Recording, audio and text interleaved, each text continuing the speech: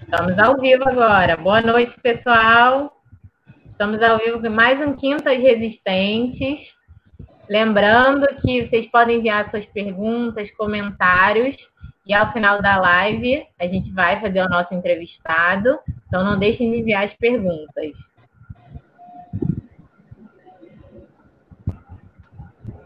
Hoje o nosso bate-papo ele é muito especial, né? Afinal de contas, é o último programa da nossa temporada. E antes de apresentar a nossa convidada de hoje, eu queria pedir para quem já está chegando aí para dar aquela curtida na live aí, deixar desde já o seu comentário, mandar a sua pergunta e compartilhar na sua linha do tempo o programa para quem te segue, para quem está adicionado aí na sua rede de amigos, né?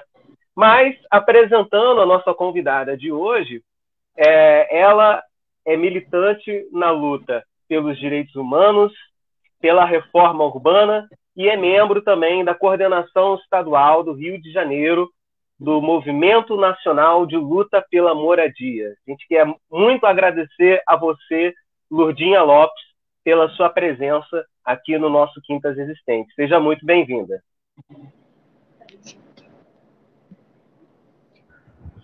Obrigada, Lurdinha. Eu que agradeço. Boa noite para todo mundo. Tamo junto. Então, para iniciar, né, nossa conversa, eu queria que você falasse um pouco para a gente como é que iniciou sua militância na luta pela moradia. Eu acho difícil, Gabriela, a gente pontuar o início de uma militância, né? Como se fosse assim, o dia que eu nasci para a luta, né? O dia que eu nasci socialmente. Eu acho que a militância é do proletariado, a militância dos filhos e das filhas da classe trabalhadora. Se tiver o mínimo de senso crítico, eu acho que já nasce militante quando sai do ventre, né? Porque as condições de vida precária dos trabalhadores e das trabalhadoras só dá duas opções para a gente. Ou a gente aceita morrer sem gemer, ou a gente geme, né? Então, se geme, está na luta, e aí já milita desde o primeiro momento. Então, eu não consigo me caracterizar assim, qual foi o dia que eu comecei. Eu fui crítica da minha realidade desde criança, desde que eu me entendo por gente. E com 5, eu tenho memória de 5 anos de idade, do que eu sentia quando eu via a fome dentro da minha casa, quando eu via a humilhação do meu pai. Então, isso ao longo da vida vai forjando o caráter, né, do trabalhador, da trabalhadora, da pessoa humana, e isso, às vezes, se exprime no engajamento, né? E quisera eu que isso exprimisse engajamento a todos os trabalhadores e trabalhadoras, que essa dor, que esse sofrimento cotidiano refletisse, né, ou tivesse como consequência o engajamento do trabalhador e da trabalhadora no desafio da sua organização coletiva e da superação do monstro, né, do motivo que o repele, né, que o faz ter uma vida tão precária, ter tanta falta de coisas necessárias na vida. Então, eu não sei quando foi que eu comecei. Filha de pai, lavrador sem terra, filha de operário da construção civil, e meu pai sempre engajado, militante engajada nas pastorais, né, dentro da Igreja Católica, em tempos de teologia da libertação, estudante de escola pública. Então, assim, as coisas vão se encaixando e você vai achando que não pode se adaptar, não pode aceitar. Você vai desenvolvendo uma rebeldia interna, né? E aí todas as lutas e todos os momentos, desde da estudantil, né, das pastorais sociais, depois, do movimento das favelas por urbanização de favela, dos movimentos contra a carestia, da construção da pastoral operária, da pastoral da terra. Então, você vem da adolescência nas pastorais sociais e vai entrando nos movimentos, vai entrando no desafio de construir organizações pelo Brasil, quando foi acabando a ditadura, né, ou quando foi avançando a luta contra a ditadura, na virada de 79 para 80, que começa todo o sonho de construir a organização dos trabalhadores e das trabalhadoras, na fábrica, no local de trabalho, no local de moradia, e aí se começa a pensar na construção partidária desse sofrimento operário, né? E aí vem o sonho de CUT, de CNP, de PT, de Movimento Nacional de Direitos Humanos. Essas coisas todas perpassaram ou passaram por dentro da articulação nacional de pessoas e movimentos, né, que foi a AMANPOS, e eu vivi todo esse período. Eu era jovenzinha, depois me casei, continuei vivendo e lutando nisso, engajada nisso. Então, é muito difícil de você dizer assim, quando foi que eu entrei? Eu acho que eu nasci desprovida dos bens capitalistas, né? E não me adaptei. Eu nasci desprovida de uma família precarizada, com a vida ferrada, né? Sem terra, sem direito à educação, à saúde, a nada. E nunca consegui me adaptar. Meu pai também não se adaptava, eu tinha um grupo ao meu redor, e eu acho que isso é muito importante, né? Dentro da igreja, na família, que também não se adaptava, não se rendia. E a consciência de que nós éramos um grupo de afins, né? Que mais tarde eu descobri que era classe, mas naquele momento eu não tinha uma noção de classe, mas eu tinha uma noção que a gente era a mesma tribo, né? Tinha ali um povo igual, que sofria igualmente, com um sofrimento vindo de uma mesma origem. E aí, identificado isso, quando vem a teoria mais tarde, né, vem primeiro o sofrimento e a rebeldia. Depois vem a teoria. E a teoria coloca a rebeldia e o sofrimento, decodifica, né, a rebeldia e o sofrimento. Então, vira uma teoria que você nunca mais abre mão. Porque você não sofreu e lutou a partir da teoria. A teoria explicou a sua dor e a sua rebeldia. E aí eu me descobri nascida para uma luta por não me adequar ao modelo de exploração e opressão que mata, que suga, que nos transforma em bagaços humanos. Né? Não respondi nada, mas é isso que eu posso te dizer. Respondeu muito bem. Foi nascida da luta, né? Praticamente é isso, né? Às vezes a gente acaba se perdendo, algumas pessoas acabam se perdendo mesmo em que ponto das suas vidas elas iniciaram na militância, né? Muitas vezes a militância já foi iniciada por elas sem que elas se dessem conta, e acho que é o seu caso, né? Mas queria aproveitar, Lourdinha, para fazer a pergunta sobre como é que foi o processo de criação do Movimento Nacional de Luta por Moradia na década de 90, né? Quais eram as principais bandeiras que fizeram o movimento florescer, né? Então, eu queria aproveitar e lançar essa pergunta para você. Como é que foi essa criação do Movimento Nacional de Luta ali na década de 90 e o que era mais importante, né, para ele acontecer? A criação do Movimento Nacional foi uma decorrência de bandeiras e lutas já travadas anteriormente e que desembocaram na Constituição Federal, em 1988. Então, nós tínhamos a necessidade premente, né, de fazer essa luta pela democratização do acesso à terra e à moradia, seja no campo, seja na cidade. Porque era o mesmo grupo era engajado. Né? Porque foi deste mesmo grupo que se construiu a CPT e que, um pouco mais tarde, se construiu o MST.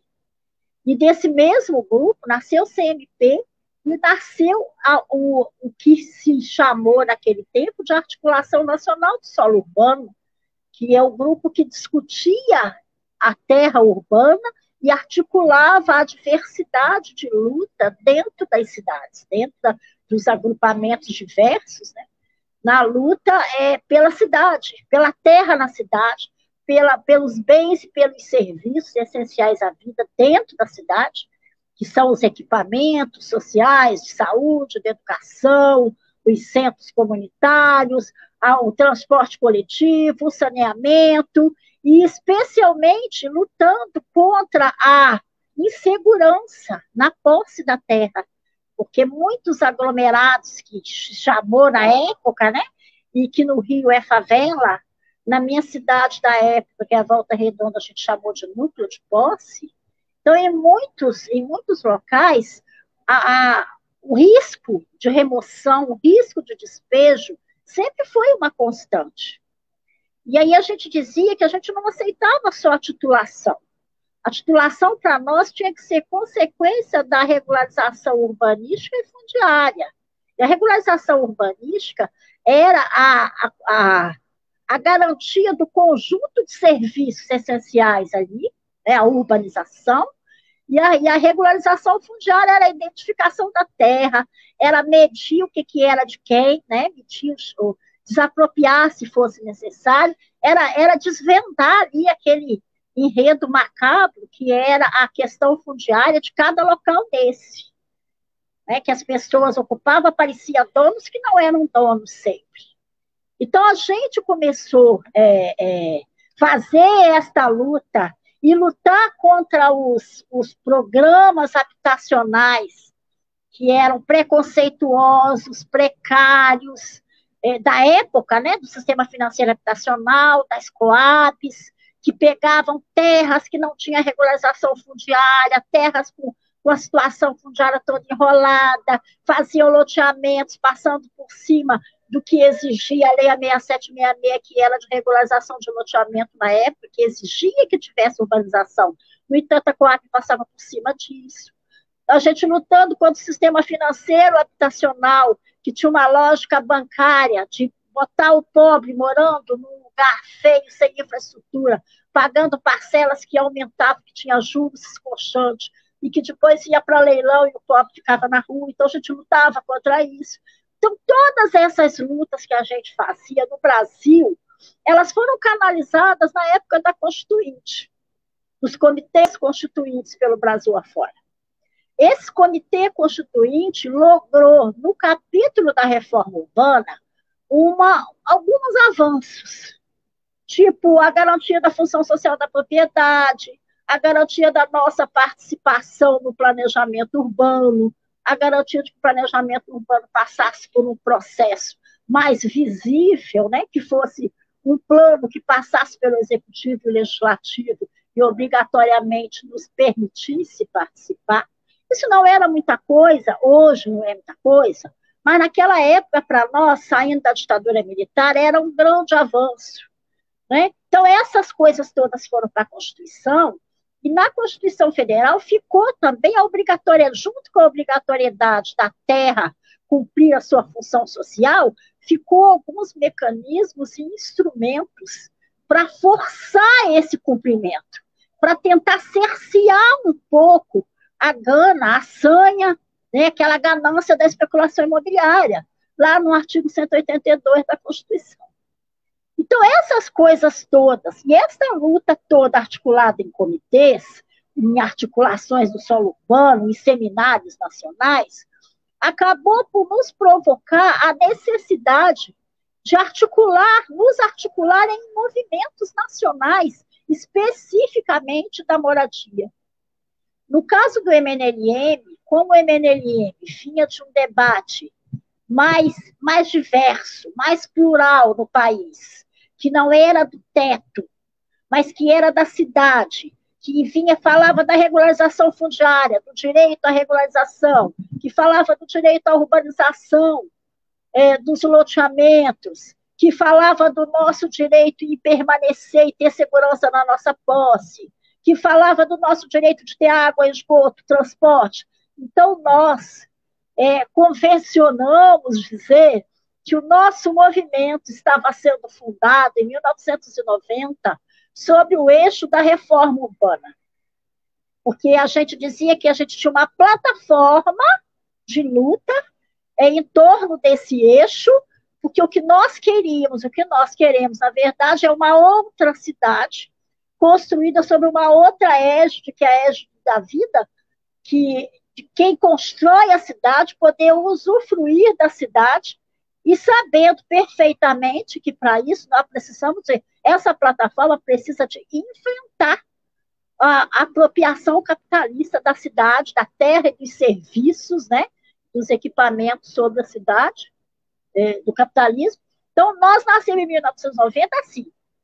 O nosso eixo é a reforma urbana e a nossa plataforma é uma plataforma anticapitalista que enfrente a desmercantilização, enfrente a mercantilização dos bens e dos serviços essenciais à cidade, e que avance junto aos nossos na construção de uma sociedade socialista, de uma outra cidade universalmente saudável. Agora, Lourdinha, voltando até um pouquinho mais no tempo, né? A gente falou desse processo de criação do MNLM na década de 90, mas a gente vai recuar um pouquinho mais, né? O governo do João Goulart, ele tinha propostas de reforma urbana, e aí ele acabou sendo deposto, e eu queria saber de você como que a ditadura, como que os militares, eles trataram essa questão da habitação, né? E por que as propostas que eles apresentaram para a questão da moradia, elas são consideradas tão excludentes, né? Eu queria que você pudesse fazer essa análise para a gente, né? O que a gente tinha com o João Goulart, e aí vem os militares, e por que a proposta deles as propostas eram tão excludentes? Eu acho que no tempo dos governos militares, muitos programas também foram constituídos, até as Coabs foram, né? Eles tentaram construir um sistema de popularização da habitação, né? Ou de aumento do número de habitações, ou de inclusão de um setor no consumo da mercadoria casa. Teve vários empreendimentos no tempo da ditadura militar, inclusive empreendimentos para eles mesmos, né, os militares. O sistema financeiro habitacional vem deles, e a gente não pode dizer que o BNH não existiu, que não existiu uma política habitacional no tempo dos militares. A questão para nós que se coloca, e eu não sou especialista nisso, né, eu sou especialista em sofrer a falta disso. E a questão que se coloca para nós é que a lógica que os militares implementaram, diferente da lógica que observava diretrizes opostas de lá, daquele arcabouço da reforma urbana, gritado pelos arquitetos, pelo conjunto de trabalhadores na década de 60, então, diferente daquilo, os militares mantiveram e deram a continuidade, botaram dinheiro nisso, gastaram tempo nisso, em manter uma estrutura mercantilista. Porque não adiantou ele pegar terras longe, não priorizar a infraestrutura, fazer construção de casas para vender para pobre com recurso do FGTS. O pobre precisa de pagar para não descapitalizar o FGTS. Esse era o terror, né? E a especulação financeira que acontecia com esse dinheiro o tempo inteiro e que fazia boa parte dos empobrecidos não conseguir alcançar o financiamento da casa, e boa parte dos que alcançavam o financiamento da casa perdia a casa para o leilão, por inadimplência. Então, esse mecanismo a gente nasceu criticando, a gente nasceu afirmando a necessidade da reforma urbana lá de 60, que é aquela que você democratiza o acesso à terra, que você combate a mais-valia urbana, que você desmercantiliza a moradia, transformando a moradia não numa mercadoria com valor de mercado, né, mas num bem com valor de uso, para que você consiga acessar quem não tem dinheiro para pagar, que você consiga acessar as menores rendas do país, né, a classe trabalhadora mais precarizada. Então, essas premissas de você garantir a infraestrutura de qualidade, o acesso universal e a democratização do solo, o Estado se apropriando da mais-valia urbana, né, a valorização sobre aquela terra, isso veio de 60. E isso foi sufocado na ditadura. A ditadura voltou com o ideário capitalista de você especular mais e mais com a terra, que é o mesmo ideário de 1850, da primeira lei de terra.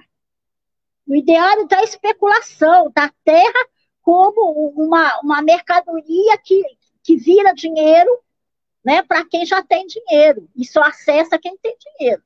Então, quando alguns militares entram, eles colocam ênfase nessa política. E aí, realmente, eles fizeram muito conjunto habitacional. Eles fizeram o sistema financeiro habitacional, eles colocaram dinheiro no sistema financeiro habitacional, não foi pouco dinheiro. Só que esse dinheiro não chegou nos mais pobres. Porque o problema é a essência da política. É se a lógica é mercantil ou se a lógica é para garantir direito. Se você faz um programa habitacional com lógica mercantil, você não vai garantir a chegada e a permanência dos empobrecidos. Não vai. Isso qualquer governo. E o militar foi a mesma coisa. Se você fizer um balanço do sistema financeiro habitacional, você vai ver quanto de dinheiro gerou. No entanto, se você for olhar o déficit habitacional, que eu não tenho o número agora, mas eu sei que foi muito grande, quando eles largaram o governo, ou fingiram que largaram, tinha muita gente sem casa. E muita gente sem terra. Né? Porque a cidade não se faz sem terra. Não é verdade que nós vamos discutir agora a construção no vento, nós vamos discutir o solo urbano. Sem discussão de solo urbano, não tem discussão de política habitacional. E a gente conseguiu construir uma grande crítica sobre as fontes de financiamento, a política fundiária, a política de acesso. Conseguimos fazer esse debate e canalizamos para dentro da Constituição Federal.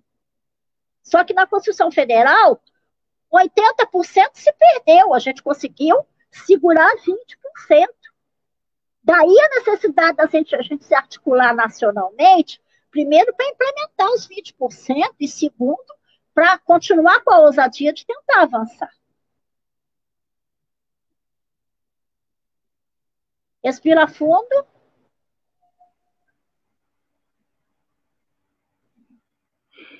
Agora, Lourdinha, eu queria te fazer um questionamento do o que é casa para você, né? Ou como você definiria moradia?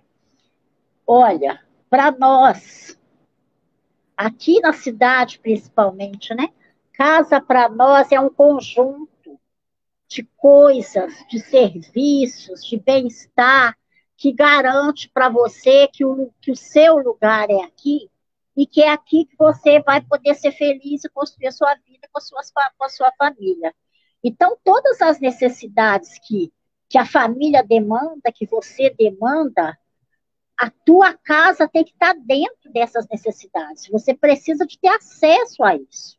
E na cidade, principalmente, quando a gente elenca para agregar a moradia, especialmente, né, porque existem tantas outras coisas, mas especialmente o trabalho, a mobilidade e o saneamento, é porque não existe condições de você morar com dignidade, falar em moradia digna, se você não tiver mobilidade, se você não tiver trabalho, se você não tiver saneamento ambiental.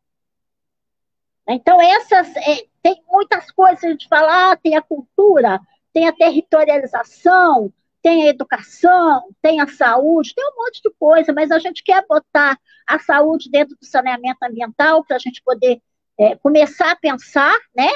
A gente quer fazer o debate da educação, mas aqui nessa coisa de para você estar, né? Para você estar numa casa e dizer que aqui tem uma dignidade, oferece um conforto que é saudável, para você procurar a escola e procurar o seu lazer, você precisa de ter saneamento ambiental, você precisa de ter trabalho, você precisa de ter mobilidade. Que a mobilidade vai é te permitir sair de casa para ir buscar o seu sustento, para ir buscar a sua educação, para ir buscar o seu lazer, né? É a mobilidade que vai te dar isso.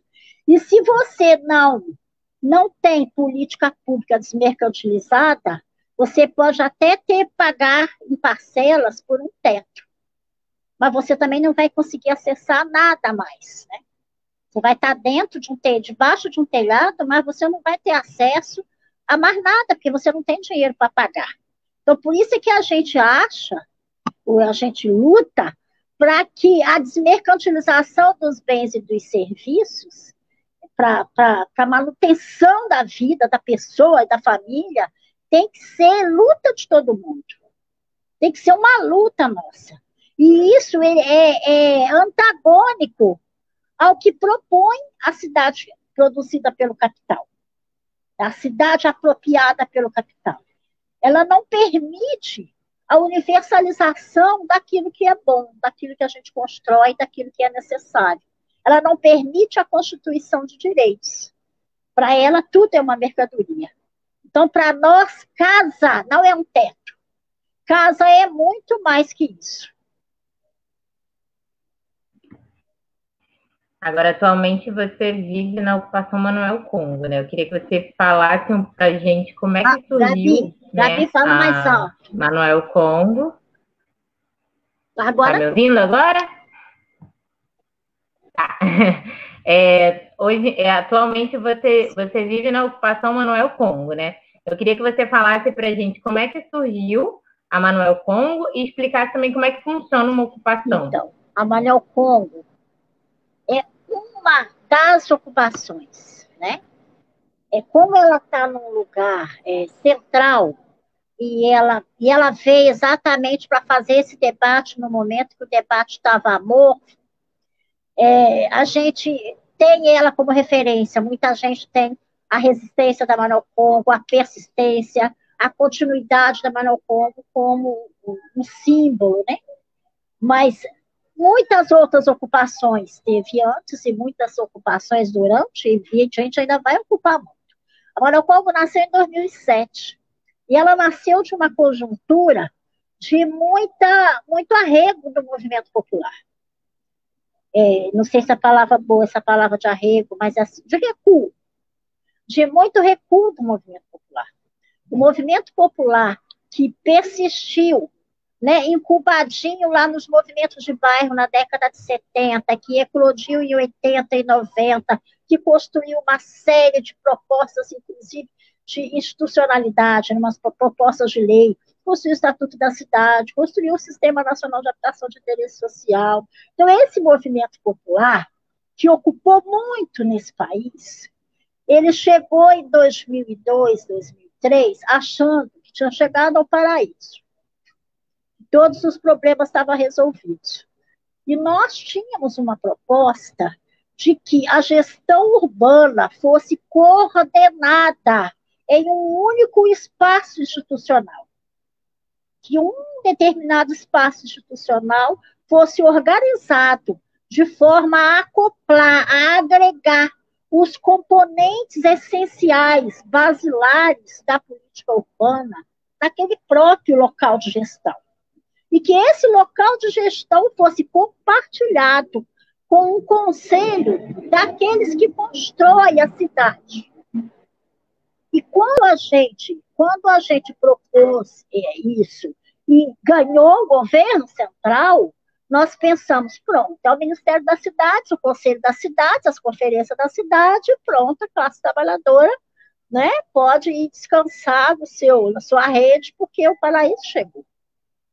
Só que não era, né? Não era bem verdade. A gente conseguiu chegar nesse... Você fez uma pergunta que me fugiu. Eu comecei a te falar do restante todo. Da Manuel Congo, exato. Então, nós entregamos nossa coragem, a nossa vontade, a nossa dedicação à construção desses espaços de decisão compartilhada. E achamos que nesses espaços de decisão compartilhada, nós íamos começar a desmontar a cidade apropriada pelo capital. Íamos começar a identificar os imóveis públicos abandonados, tal qual a Constituição lá de 88. Olha o fio da história da luta da classe trabalhadora, né?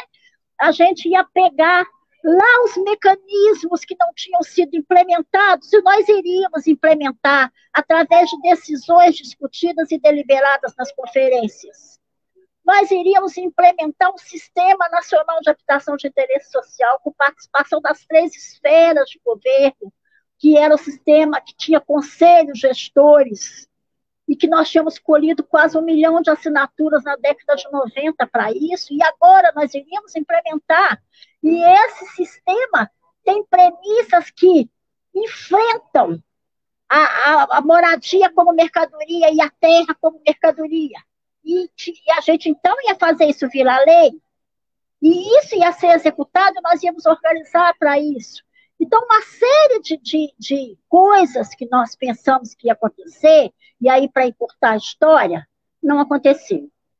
Nós fizemos a primeira conferência e a segunda conferência, com decisões lindas e maravilhosas. Qualquer um pode acessar nos arquivos públicos do governo federal, do Ministério das Cidades, as resoluções que a gente fez nas conferências. Nada aconteceu. Chegou 2007, era a terceira conferência.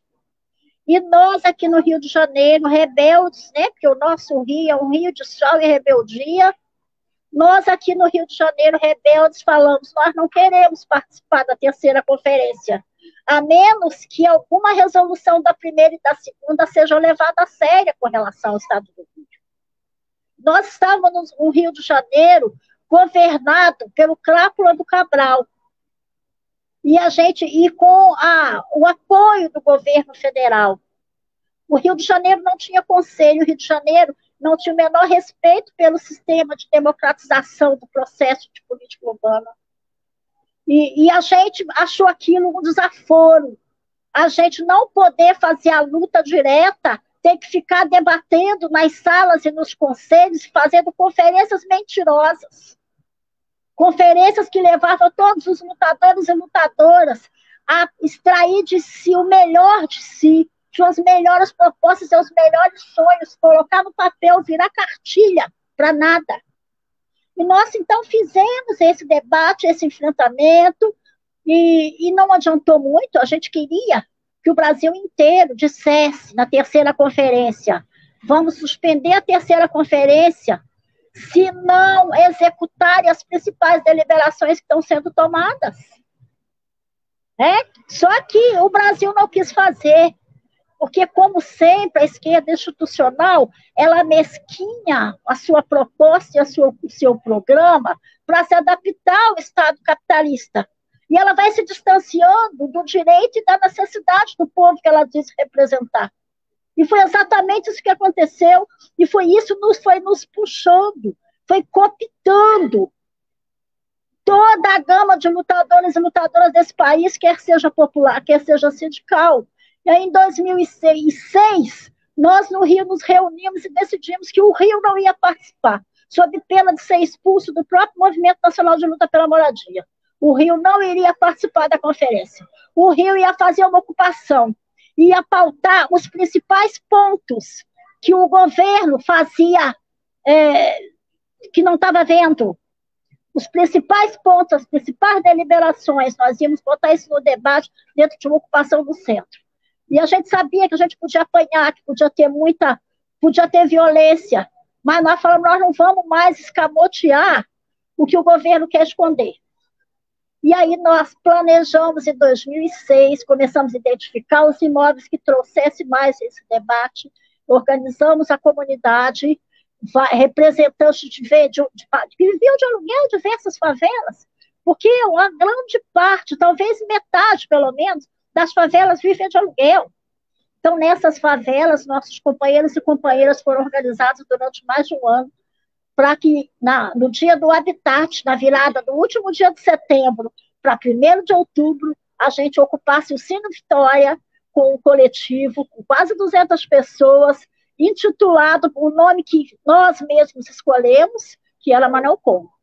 Então, dali, demoramos um mês porque fomos despejados em 8 dias, demoramos um mês perambulando, nos mantendo organizados, até entrar nesse prédio hoje, na Alcino Guanabara, número 20, que estamos até hoje resistindo com 90%, 98% da obra do prédio, da requalificação do imóvel concluída, que também é outro marco na vida de quem luta por habitação de interesse social, porque a luta pela ocupação dos imóveis abandonados, a luta por destinação de recurso público para que eles mudem o uso de comercial para habitacional, que eles chamam de requalificação, a luta para que os recursos sejam administrados e executados pela própria comunidade organizada, todos esses pontos a gente lutou, ocupou Caixa, ocupou Ministério, ocupou INSS, todos esses pontos nós conseguimos avançar até hoje, né?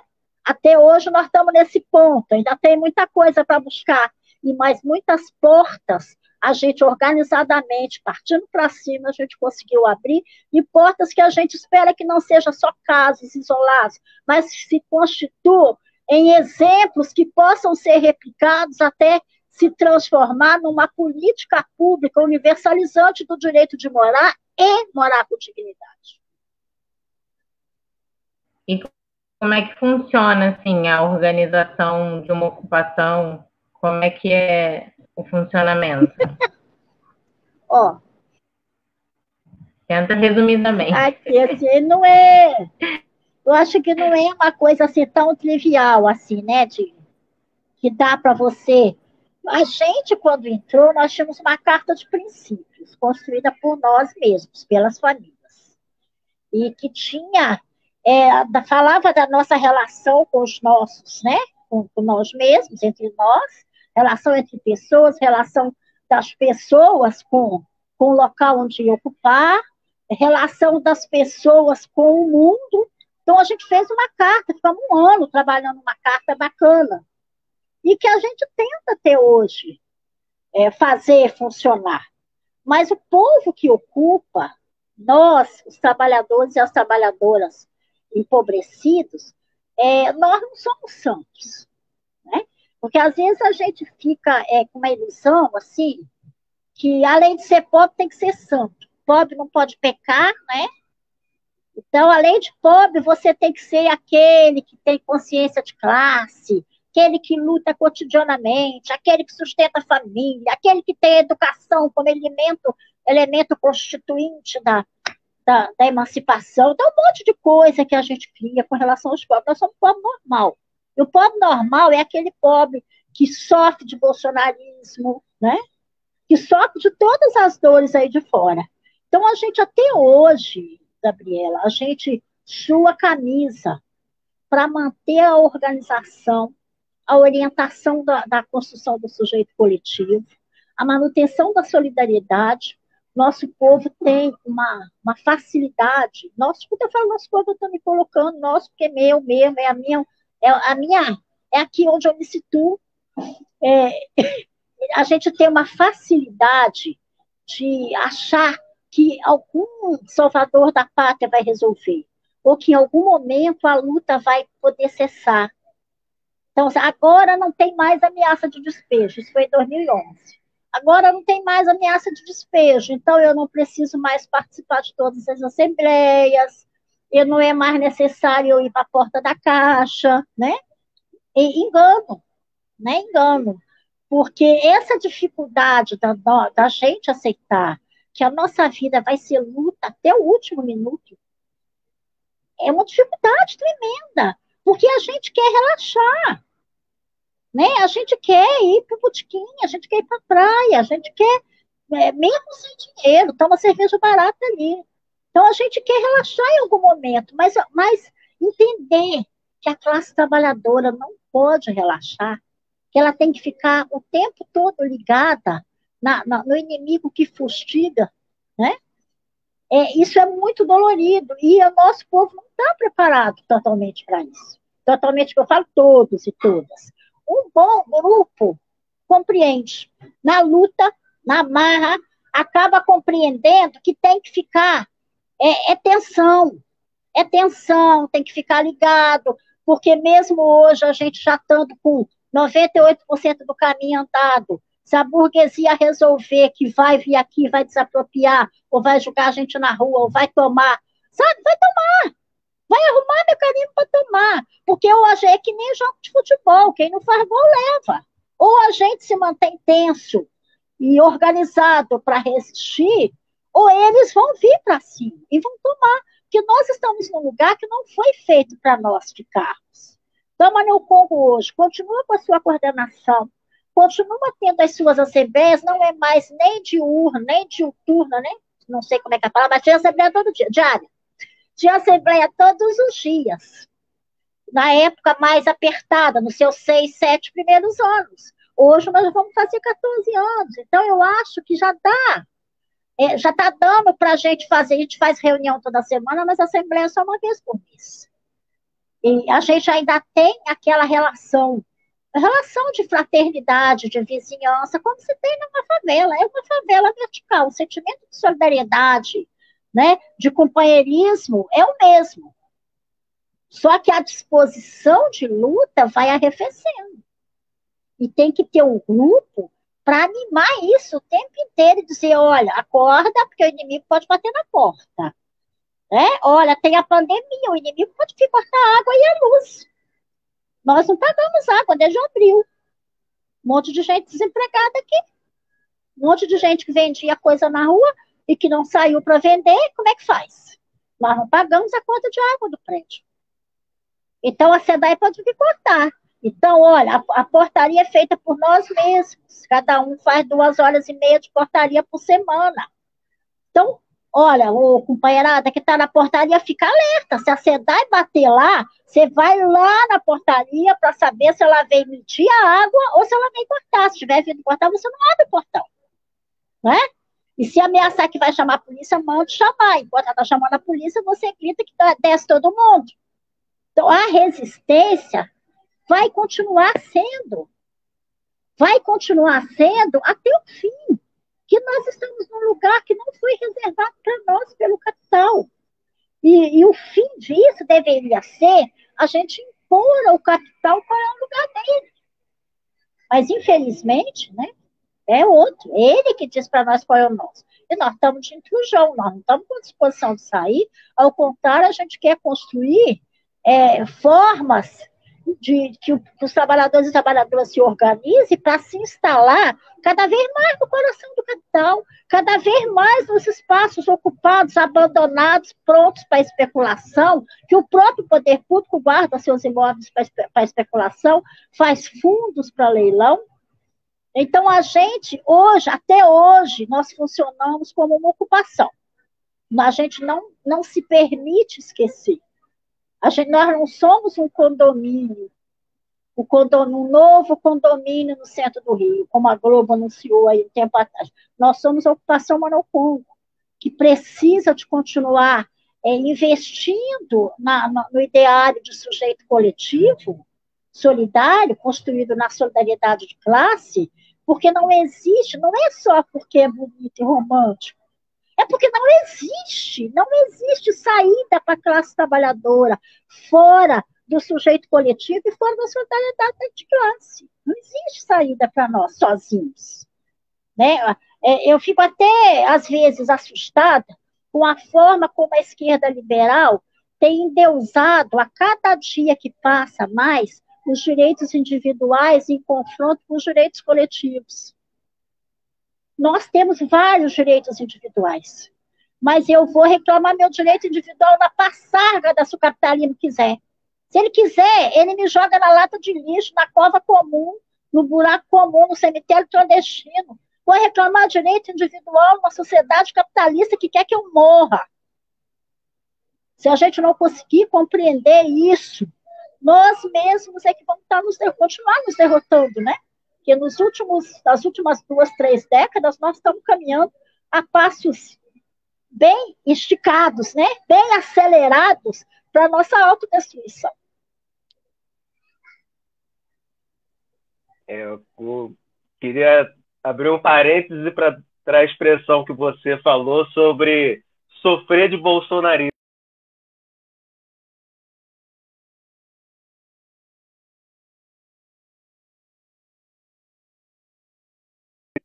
trocando muitas das nossas bandeiras, né, por questões individuais e acaba esquecendo que a luta é coletiva, né?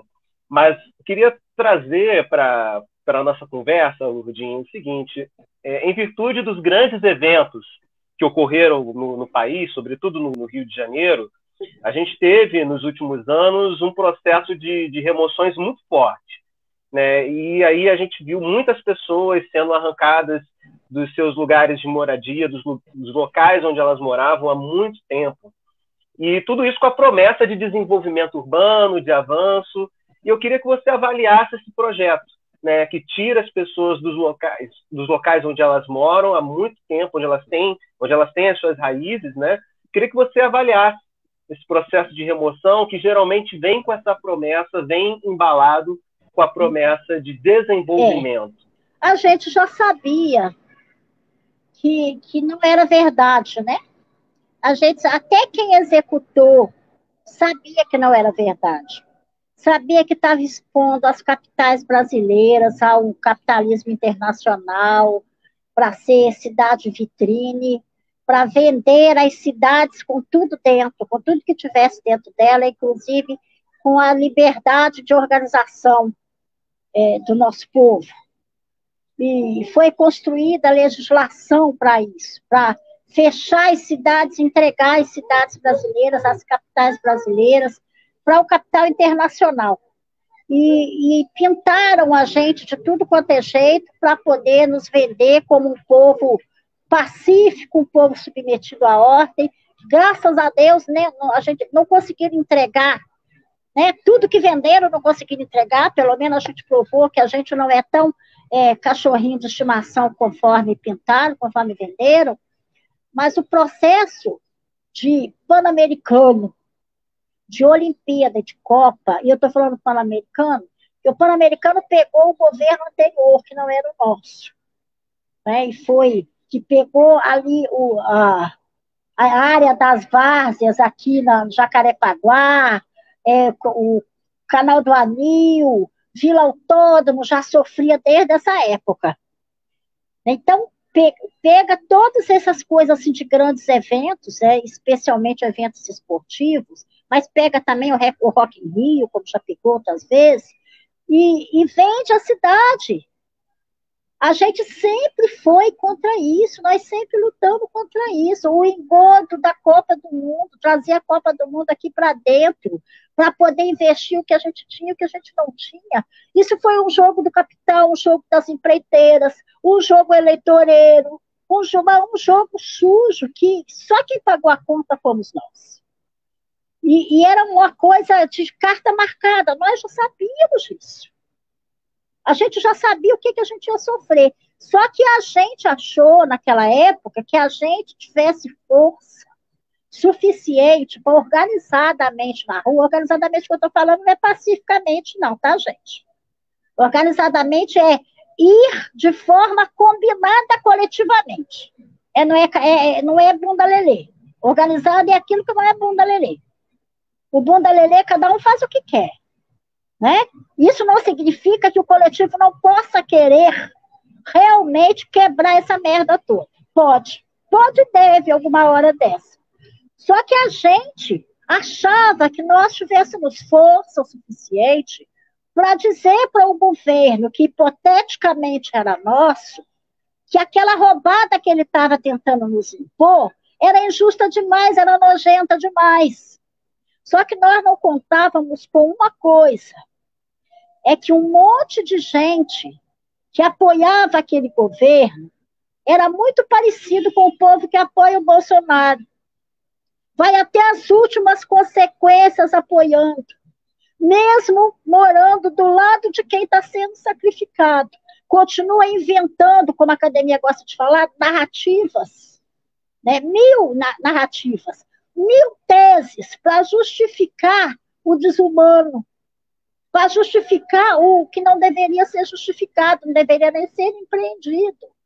Nós tivemos remoções por esse Brasil afora inteiro.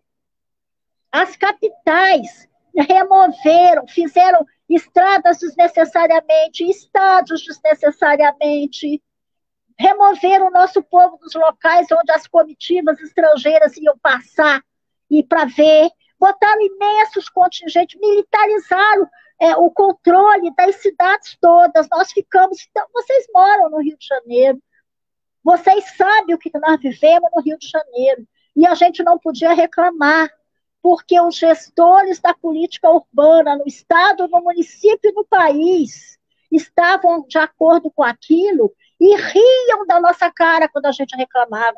Dizia que o Rio de Janeiro tinha que arrumar um serviço para fazer. Teve companheira, secretária no Ministério do Estado, dizia que o Rio de Janeiro tem que arrumar um serviço, porque não é possível, vocês criticam tudo. Né? Então, nós sofremos. O secretário do município do Rio de Janeiro era do mesmo partido do governo federal. As remoções, o dinheiro vinha de lá para fazer Minha Casa Minha Vida, para receber as comunidades removidas. Sabe quando você apanha dentro da tua casa do teu pai e da tua mãe, e aí as pessoas falam para você, se você denunciar para a polícia, você não vai ter comida amanhã, porque quem te sustenta é teu pai. E era isso que a militância da esquerda institucional falava para nós militantes no dia a dia. Você não pode ficar xingando, você não pode cuspir no prato que comeu, porque você também está lutando pelo Minha Casa Minha Vida, porque você mora no Minha Casa Minha Vida. Falam isso até hoje. Falam isso até hoje. Então, é a época que nós mais sofremos, porque é a época que nós nos batemos com a nossa própria mão. E continuamos. Porque em 2013, quando houve aquele levante, e que tem tanta polêmica, né, nas análises, nas avaliações, a minha avaliação é a avaliação de quem estava lá. E quem estava lá não é porque eu fui em junho de 2013 na rua. Eu já estava. Em 2007, a gente ocupou em protesto contra o engodo desse governo, daquele governo, né? Então, a gente sabia que ou a gente colocava aquele governo no lugar dele, que foi eleito para transformar, ou a gente batia nele como se ele fosse o governo da direita, porque senão vai fazer o quê? Ou faz aquilo que precisa ser feito, ou então se enquadre como governo de direita. Em 2013, nós fomos para a rua, porque nós já estávamos na rua. Se outros e outras foram também para a rua, não foi porque a CIA mandou. É porque nós somos tão prepotentes, somos tão arrogantes, que a gente não conseguiu se aperceber que a nossa vivência institucional, o nosso discurso, o nosso vocabulário, o nosso diálogo não ultrapassava a linha da institucionalidade. Nós não conseguimos chegar ao povo nem para enganá-lo, nem como um engodo. Nós não conseguimos chegar. Nós, a esquerda institucional. Nós que estávamos no governo e os seus aliadinhos em torno. A gente não conseguiu pular o fosso que nós mesmos criamos entre nós e os réis mortais. Os réis mortais que não conheciam o que era pré-vestibular de negros e carentes. Os réis mortais que não conheciam o que eram as normativas do Minha Casa Minha Vida. Os réis mortais que não conheciam as políticas compensatórias, que por serem políticas compensatórias não modificam a estrutura, apenas inclui uma parcela na formalidade. Na formalidade. Nós não fizemos essa conversa com os nossos iguais em momento nenhum, porque se fizesse, desestabilizava o governo. Resultado é que isso entornou para cima de nós em 2013. E eu estou assumindo aqui o nós histórico, embora todas as minhas críticas. Então, isso entornou para cima de nós. Não adianta a gente vir com essa conversinha de quem não tem nada com isso, que quem fez 2013 foi o inimigo. Nós éramos maravilhosos, bonitinhos, lindinhos, cheirosos, que os golpistas em 2013 começaram a engendrar a retirada do nosso governo. Bosta nenhuma, o governo não era nosso. Segundo, que 2013 não começou em 2013. 2013 não foi uma eclosão como um enxame de gafanhoto. 2013 foi construído 90% por nós mesmos, por essa esquerda institucional que aprendeu e gostou de trabalhar com as políticas compensatórias para largar as mãos dos milhões que não conseguem acessar a compensação. Estou falando de mim, estou falando de você, estou falando de quem eu elegi, estou falando de nós. E nós vamos ter que ser capazes de olhar para trás e ver todos os que nós deixamos para trás. E nós deixamos porque dava muito trabalho voltar até lá para dizer, vamos fazer uma mudança estrutural, mesmo que isso implique em derrubar o governo. Nós não podíamos. Porque nós estávamos lucrando alguma coisa, status, autoconforto, alguma coisa. E manter aquele estado de coisa. E por isso, mais de 70 mil famílias no Rio de Janeiro foi removida.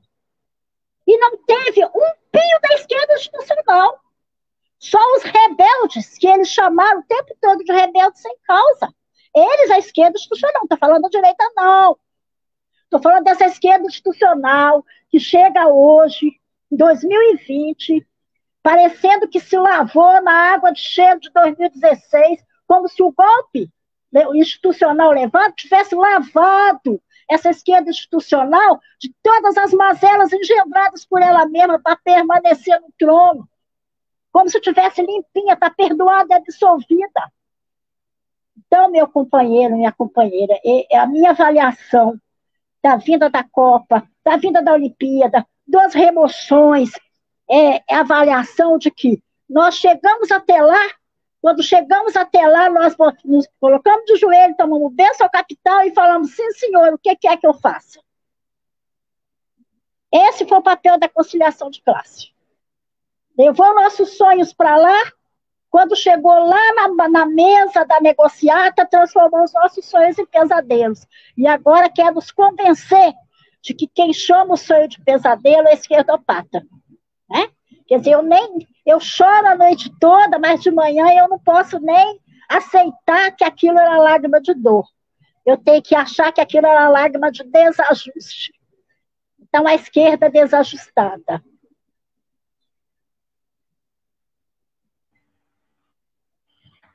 Gente, eu queria que vocês lembrassem de enviar comentários, perguntas. Nossa live está chegando ao final.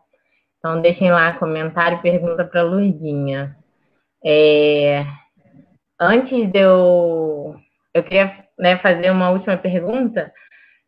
Você acredita, Lurdinha, que os movimentos sociais de moradia eles são criminalizados? Então, o que você acha que se deve a isso? Os movimentos criminalizados. Então, criminalizados? Sim. Isso. Olha, a propriedade da terra, propriedade privada, né? No capitalismo, mas principalmente num país igual o nosso, que sofreu poucos reveses, né? Poucos enfrentamentos estruturais esse capitalismo sofreu, é terrível para eles essa coisa não só do sujeito coletivo, né, como eu estava dizendo para vocês, que o sujeito coletivo é aquele que não pode ser enquadrado criminalmente, que o que é enquadrado criminalmente é o sujeito CPF, é o sujeito individual, o sujeito contratual, o sujeito registrado. O movimento é muita gente junto. Então, o sujeito coletivo e a propriedade privada, e a ocupação da propriedade privada, ou a desmistificação da propriedade privada, é um terror para o capitalismo. Então, a gente continua muito criminalizado por isso, e vamos ser mais criminalizados porque essa direita braba, extremamente liberal, né? Ela não é só extrema-direita, ela é extremamente liberal, ela não é só conservadora, ela é extremamente capitalista. E ela é uma direita perigosa, porque ela não tem limite ético. Se ela precisar de matar para poder conseguir levar avante as suas reformas, ou as suas anti-reformas, a sua retirada de direita, ela vai matar. E ela, para isso, ela está aí, se pergunta da criminalização, para isso ela está usando uma coisa que é muito eficiente, que é a luta ideológica. Ela já sabe que a nossa ideologia comunal já é muito frágil. né? Então, ela se aproveita disso e se alia a muitos dos que deveriam ser nossos para fazer esse enfrentamento ideológico. E aí criminaliza qualquer relação de solidariedade, eles chamam de comunismo. E aí demoniza o comunismo, né? Eu tenho o vagabundo lá, do deputado miliciano, colocando o projeto, tornando a apologia ao comunismo, né? O crime, apologia ao comunismo, e junta comunismo com nazismo. Então, essa perseguição é uma perseguição ideológica que não tem muito a ver com a essência do comunismo mesmo. Na verdade, tem a ver com quebrar nossa espinha dorsal naquilo que é direito coletivo, naquilo que é direito social.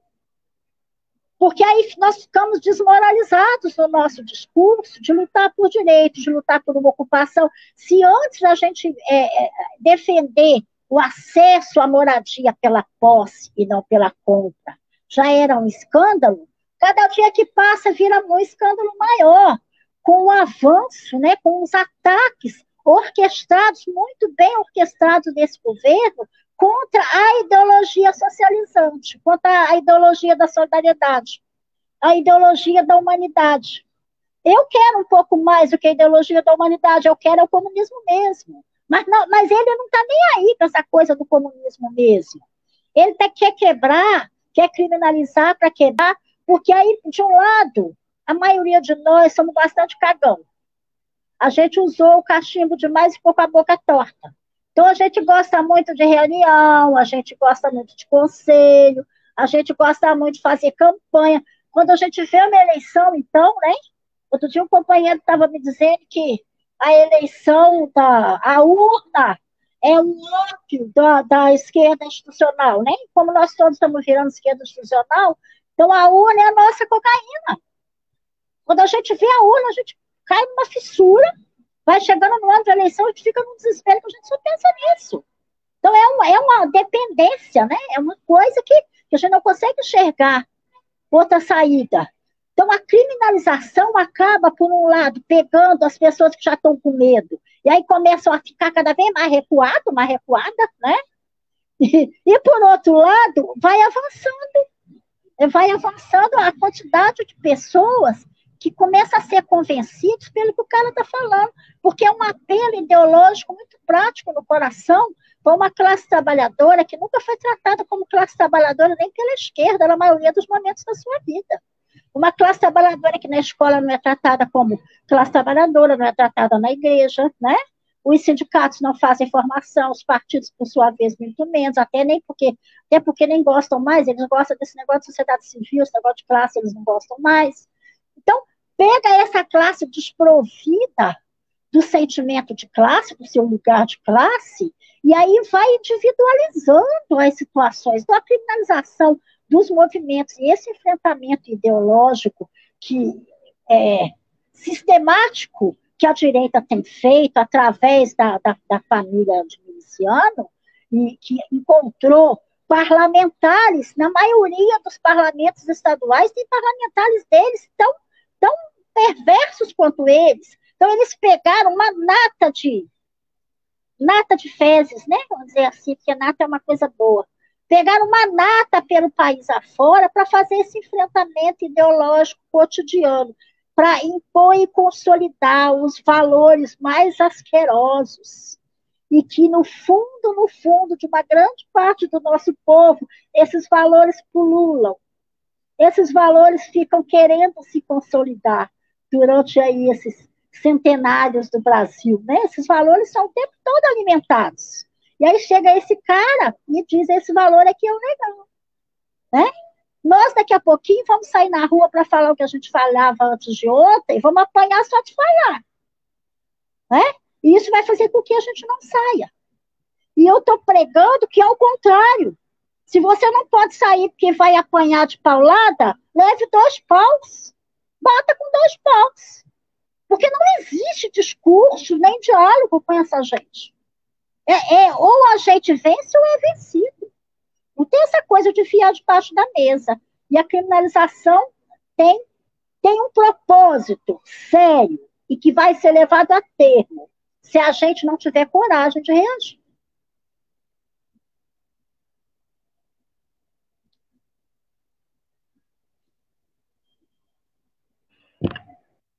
Euro, tem mais alguma pergunta? Ou vamos Eu queria para as aproveitar, perguntas do então, perguntar, nesse cenário atual da pandemia, né, muitas pessoas acabaram ficando desempregadas, foram despejadas até das suas casas, né? E como é que vocês aí do Movimento Nacional de Luta por Moradia estão encarando esse momento, né? Inclusive, justamente diante de um governo que nega a questão da solidariedade que você colocou, né? Então, como é que vocês estão lidando com essa situação? Como vocês estão vendo isso? Esse momento de pandemia que a gente Com está agora? muita dificuldade, porque se já estava difícil antes, né? A pandemia, ela acaba incidindo de forma mais dramática em cima daqueles que já tinham a vida precarizada, né? Então, você pode pegar as comunidades de mais baixa renda, os aglomerados urbanos, seja as ocupações, seja as favelas, é onde a tristeza se abate de forma mais contundente. E a gente, de novo, tem que se deparar com a forma de abordagem, né? Porque nós temos mundos paralelos, nós temos tanta gente falando, não saia de casa, fique em casa, olha o isolamento, nanã, tarará. Só que assim, está falando para os seus, né?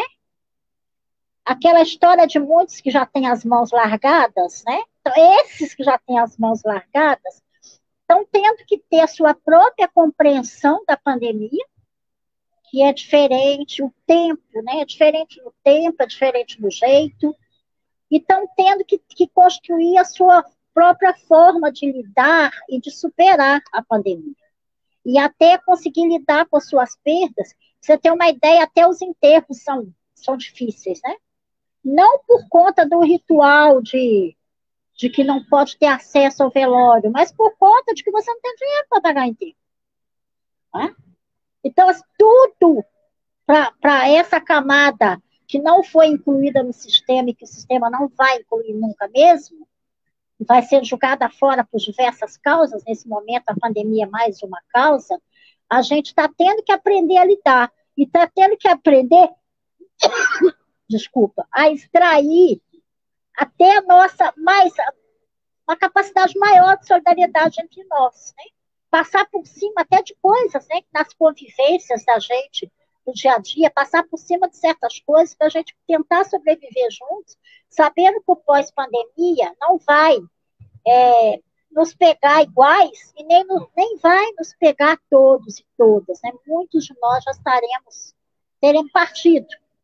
Então, provavelmente não existe pós-pandemia para muitos dos favelados, dos ocupantes, dos empobrecidos, dos moradores e moradoras de rua, né? Para o povo mais pobre, não vai ter pós-pandemia. Mas durante a pandemia, a gente está tentando estabelecer laços de resistência, laços de solidariedade, laços de companheirismo, construir formas. Aqui no Manuel Congo, a gente montou uma mini mercearia interna, com doação de vários companheiros e companheiras dessa rede de solidariedade. Então, a gente consegue manter nessa mercearia a condição de algumas famílias que querem fazer o isolamento, não querem ir no mercado, né? Podem acessar por aqui. A gente tem arroz aqui a R$ 16, tá? Então a gente vai comprando e vai colocando e vai estocando para que as famílias não saiam, né? E tem as famílias que estão em pior situação, a gente vai fazendo cesta, vai levando. Então, é uma rede que nós estamos construindo, lutando para que haja testagem em massa, para que a gente identifique quem foi contaminado, para isolar e cuidar e não. Mas até essas coisas todas, porque isso depende de dinheiro do público privado, ou depende de boa vontade de algum servidor público que tenha acesso a algum local que faça, né? Isso é muito difícil. O alemão está conseguindo agora fazer, né? testagem, a Maré está conseguindo agora começar a fazer testagem, e aqui na Monocongô a gente está tentando também ver se a gente consegue incluir a Monocongô para fazer, para ir separando. E é menor mesmo, a gente arruma um local, né? A gente já tem um local aqui, reservado para o isolamento das pessoas que forem testadas, e a gente já tem grupo para poder garantir os cuidados. E é uma forma que a gente está encontrando de um maior número de nós mesmos passar essa fase e chegar lá no pós-pandemia. Esse governo não vai garantir nem a nossa condição de sobrevivência, porque R$ 600 já não conseguia, já foi um sufoco para as pessoas conseguirem se inscrever nisso. Todo mundo aqui sabe como é que foi. Agora, muita gente ainda não recebeu as 5 parcelas. Ele reduziu para 300 agora. Muita gente não vai receber as 4 parcelas de 300, já estão anunciando que não vão. Por um lado, estrategicamente, quanto mais ele deixar nós passar fome, mais ódio dele nós vamos gerar, né? Mas acontece que a fome é muito ruim, e ver as pessoas morrer também é muito ruim, né? Então, a gente precisa de encontrar uma forma de dialogando com o nosso povo, para que antes de morrer, quando a fome aumenta, antes de morrer, a gente consiga reagir, né? A gente tem muita forma de reagir, que o nosso povo precisa de ir para um embate real em defesa da sua própria vida. É autodefesa organizada e coletiva. Nós precisamos de falar sobre isso. Nós temos que parar de dizer para as pessoas que o correto politicamente é elas morrerem nas tocas como ratos. Nós temos que parar com isso, de dizer para elas que daqui a 2 anos tem outra eleição, que se não mudou agora, vai mudar daqui a 2 anos. Nós temos que parar de dizer que nós derrotamos a IURD e que o nosso problema está resolvido. Ou que aquele fascistinha daquele Witzel caiu e que foi porque nós derrubamos e que agora o nosso problema está resolvido. Mentira, derrubamos nada.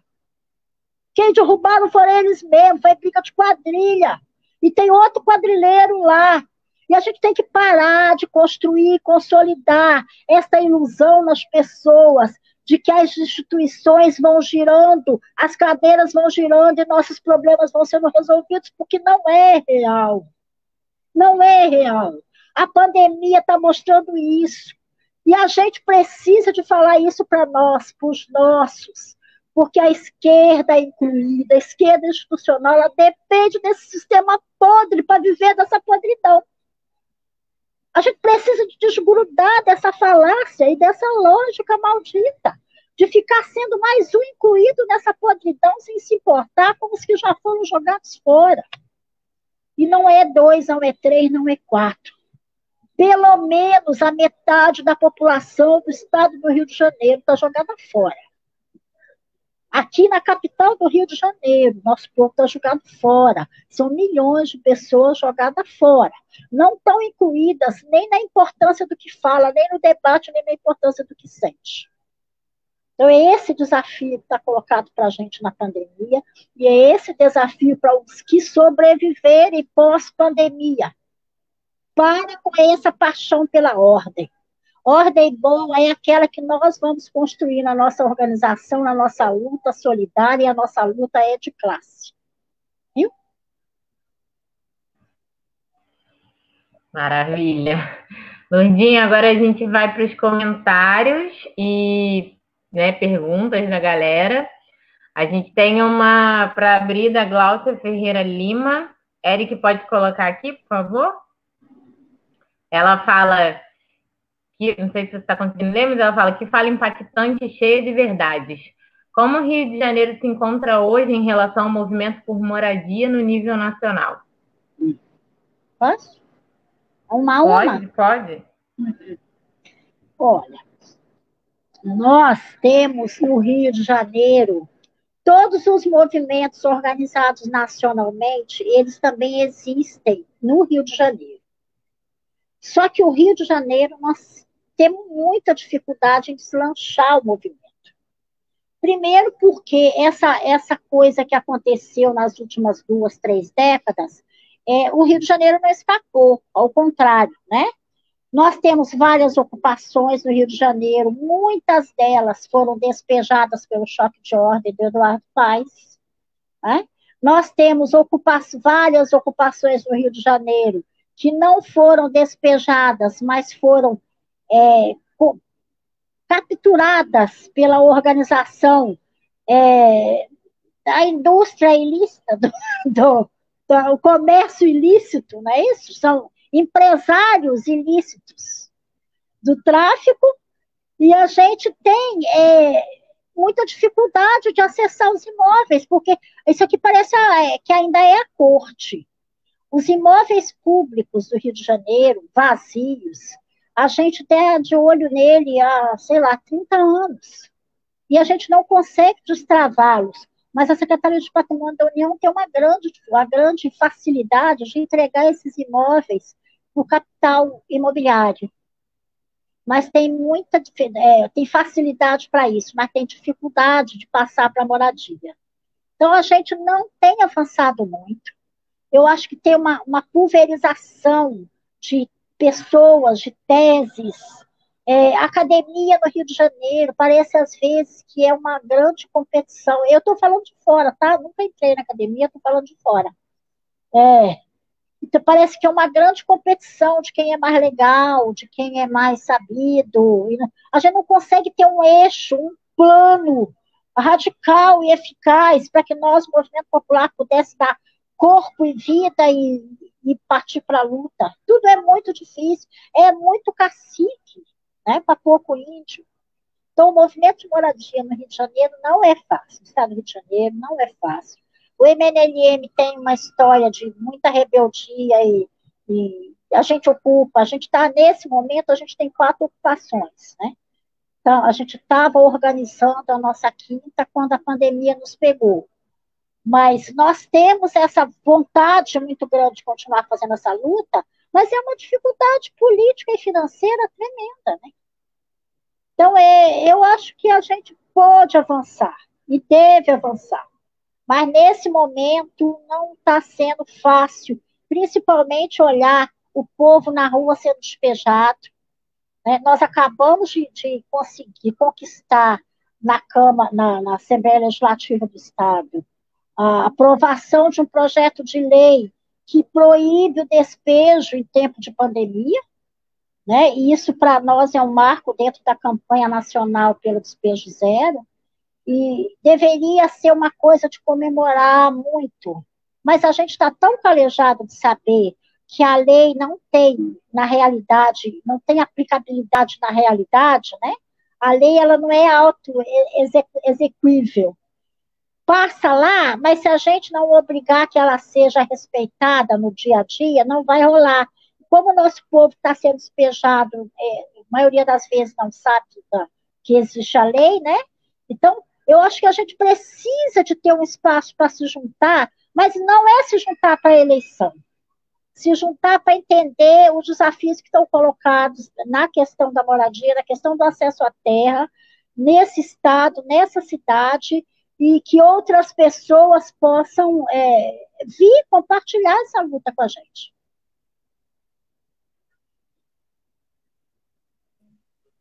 Continuando aqui os comentários que a gente tem aqui, tem um comentário da Landia Tavares, que ela destaca uma frase sua que ela achou perfeita. Não sei se o Eric consegue achar para a gente aí, mas ela vai dizer o seguinte: não existe saída para a classe trabalhadora sem os direitos coletivos e solidariedade de classe, né? No caso aí ela destacou, né, aparecendo agora na tela aí, não existe saída para a classe trabalhadora sem os direitos coletivos e solidariedade de classe, né? Ela achou essa frase perfeita, né? E eu queria devolver até para que você comentasse um pouquinho isso, né, Lourdinha, novamente, né, destacando a importância da luta, né? Da gente não ficar só na questão individual, né? Lândia, meu amor, não existe saída para a nossa classe sem o sujeito coletivo e a solidariedade de classe.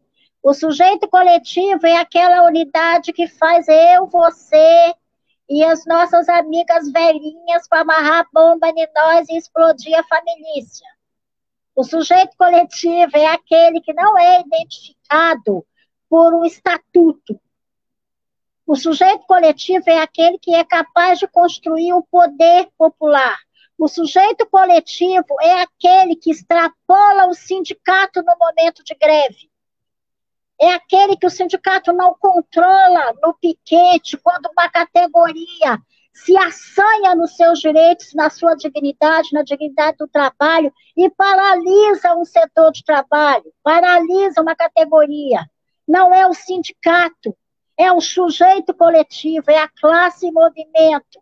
Não existe saída para nós sem isso.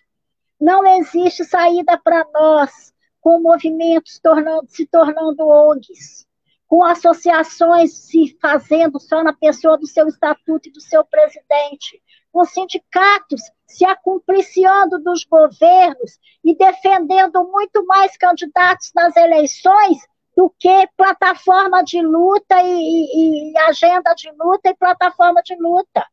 Sindicatos que não chamam greve, mas ficam o tempo inteiro falando de candidato para eleição, estão deslocados da sua função social.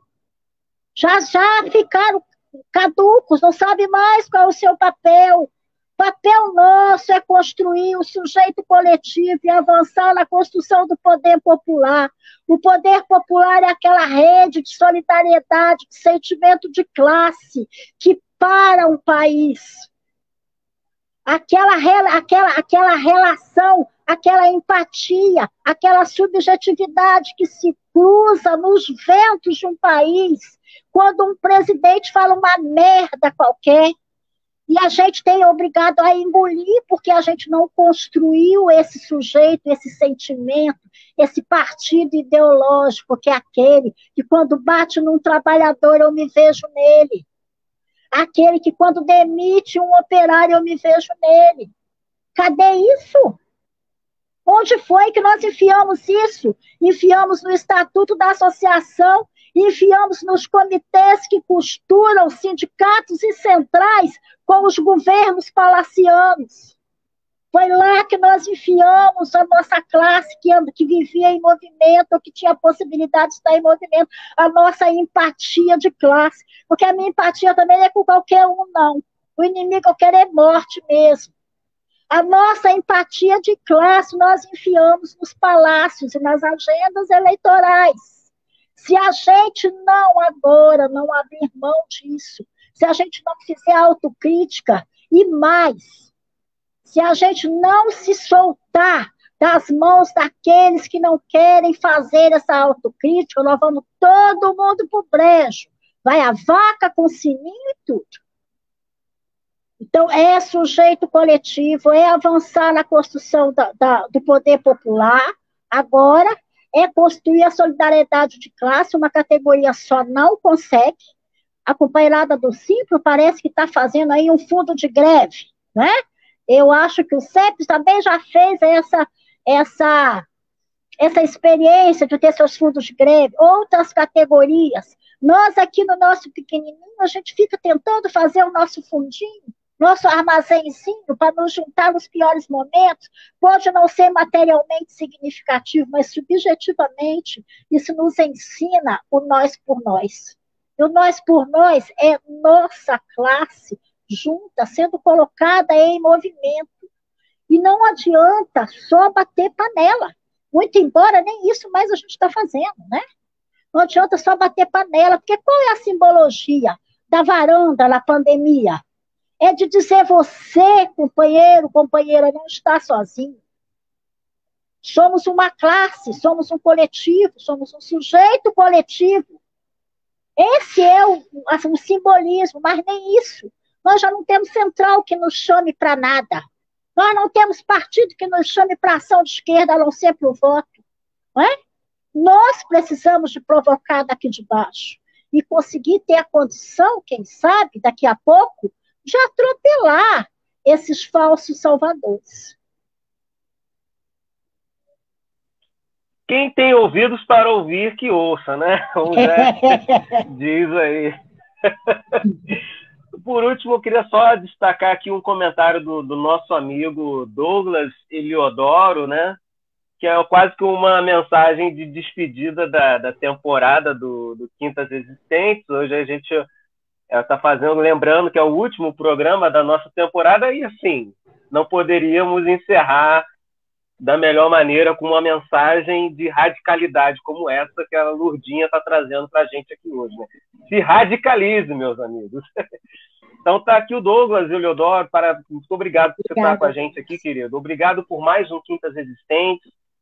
Pena ser o último da temporada, que venham outros. Obrigado, tá, Douglas? E, Lurdinha, antes da gente se despedir, eu quero aproveitar e fazer só mais uma pergunta, né? A gente está em ano de eleição municipal, e falar de moradia, como a gente conversou aqui, é falar de reforma urbana.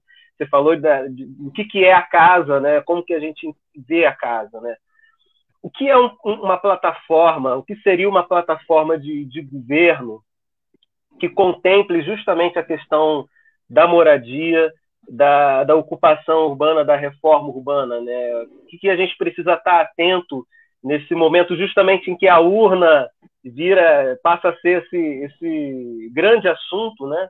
Mas pensar justamente numa plataforma de cidade a gente quer ver, né? Então, que cidade a Lurdinha quer ver, né? Qual seria a plataforma que a Lurdinha, junto com o seu movimento, se veem contemplados, né? Olha, não é fácil porque, primeiro, olha, eu queria bem saber, porque aí eu ia sair candidata se eu soubesse. Mas eu vou te dizer uma coisa, eu acho que tem uma questão metodológica, simbólica, não sei, que para nós é fundamental. É que as soluções das nossas vidas sejam discutidas por nós. Que a gente participe da discussão, da solução para os nossos problemas. E que a nossa palavra não só seja ouvida, seja entendida, compreendida e seja respeitada. Porque participação popular é uma coisa fácil. Eu deixar você participar de uma coisa é muito fácil. O difícil é eu deixar você me ajudar a decidir. Vou deixar você decidir. Né? Então, eu acho que a primeira coisa de uma gestão comprometida com uma outra cidade é de trazer o outro e a outra para o lugar da decisão. E isso é fácil? Não, isso não é fácil, isso é o exercício mais difícil. É tão difícil que nenhum governo quis fazer. Né? E aí eles tiram algumas sacadas, que é assim, porque para manipular a gente tem muita inteligência, né? Então eles tiram uma sacada do tipo assim, vamos fazer o orçamento participativo. Mentira! É engodo. Você discutir uma partezinha das coisas é você não entender o que você está discutindo. E é você legitimar aquilo que você não discutiu. Eu quero discutir tudo, especialmente aquilo que tem a ver com a minha vida e o meu território. Quais são os mecanismos que uma gestão vai adotar, construir, para trazer as pessoas que foram relegadas a segundo plano na cidade para o centro do debate das decisões.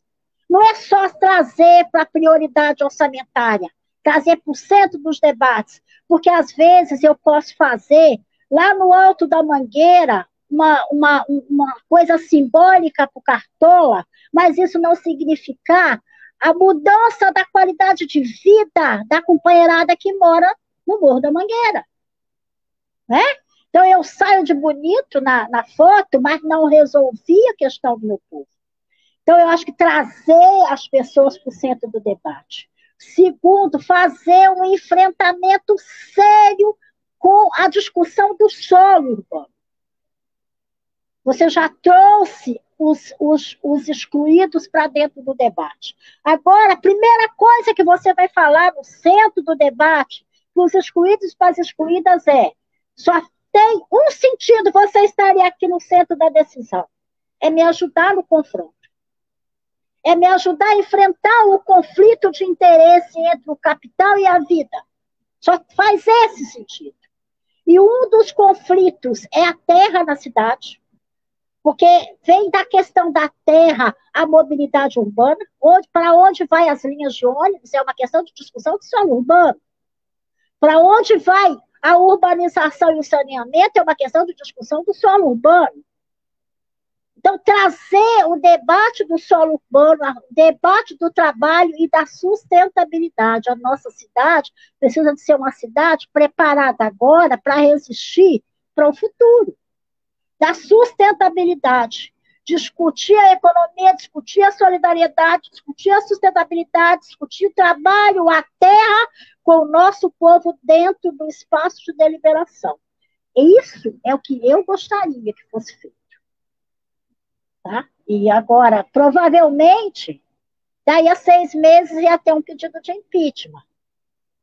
Mas o meu sonho era que, ao ter um pedido de impeachment, o povo já tivesse se sentindo dono do espaço de decisão e viesse para dentro da Câmara e arrebentasse os vereadores na porrada. Entendeu? Coisa bonita, né?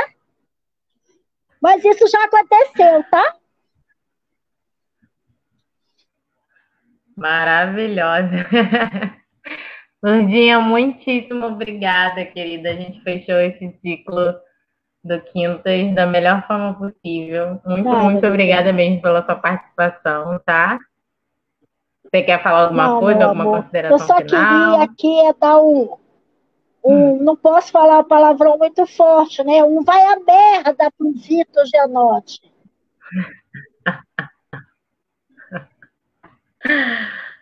Maravilha. Obrigada, amor. Obrigada a todos por nos assistirem. Mais uma vez lembrando, o programa de hoje e os anteriores vão ficar lá disponíveis para quem quiser assistindo. Os outros é só acessar lá nucleopiratininga.org.br/Quintas Resistentes. Obrigada, gente. E hoje a gente... Boa noite, viu? Por nada. E hoje a gente está encerrando, né, esse ciclo do Quintas Resistentes 2020, mas ano que vem estaremos de volta. A ideia é que a partir de março ali de 2021 nós possamos retomar a nossa série de programas, quem sabe com vacina, quem sabe presencialmente, né? Presencialmente é sempre mais legal da gente poder conversar, mas a ideia é que em março de 2021 a gente retome as nossas atividades aqui do Quintas Resistentes. A gente fiquem ligados nas nossas redes sociais para mais divulgações. Vem aí o curso anual do NPC, então já vamos estar divulgando aí maiores informações. E a todos vocês que nos acompanharam ao longo desses últimos meses, né, nessas últimas quintas-feiras aí, nós agradecemos demais a participação, os comentários, as perguntas, a todos os entrevistados que passaram por aqui, a você, Lurdinha, mais uma vez agradecendo, né, por ter nos prestigiado com a sua presença. Então, todos que nos ajudaram ao longo desse tempo, a gente agradece muito essa participação que foi fundamental para que a gente pudesse estar aqui. Tá legal? Valeu, pessoal!